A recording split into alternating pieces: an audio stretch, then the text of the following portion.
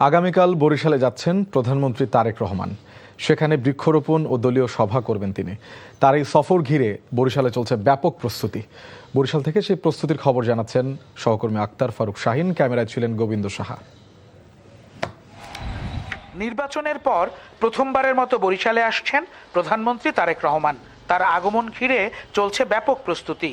নগরী জুড়ে চলছে একের পর এক স্বাগত মিছিল।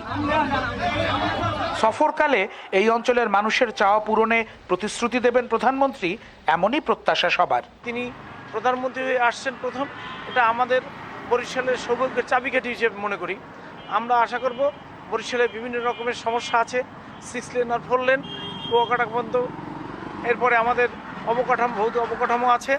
আর বিশেষ করে জনস্বার্থে যে সমস্ত উন্নয়ন আমাদের প্রয়োজন, এগুলোর ক্ষেত্রে দাবি আমরা করব। নিশ্চয়ই আমাদের মানবিক প্রধানমন্ত্রী বিষয়টা বিবেচনা করবেন। গৌরনদী ও বরিশাল নগরীতে দুটি খালের পাশে গাছ লাগাবেন প্রধানমন্ত্রী। পরে শিল্পকলা একাডেমি মিলনায়তনে যোগ দেবেন সাংগঠনিক সভায়।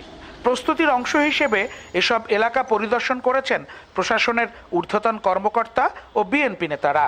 প্রধানমন্ত্রীর আগমনে উৎসবের ঢেউ জেগেছে নেতাকর্মীদের মধ্যে। বৃক্ষরোপণকে কেন্দ্র করেই উনি করছেন এবং অবশ্যই দলের গুরুত্বপূর্ণ নেতাদের সঙ্গে এবং দক্ষিণাঞ্চলের জনপ্রতিনিধিদের সঙ্গে তিনি দক্ষিণাঞ্চলের উন্নয়ন নিয়ে কথা বলবেন। আমরা ইতিমধ্যে ফ্যামিলি কার্ড, ইতিমধ্যে কৃষক কার্ড, তারপরে বিভিন্ন ধর্ম প্রতিষ্ঠানের আলেম এবং ইমাম মসজিদদের জন্য আমরা কার্ড দিয়েছি।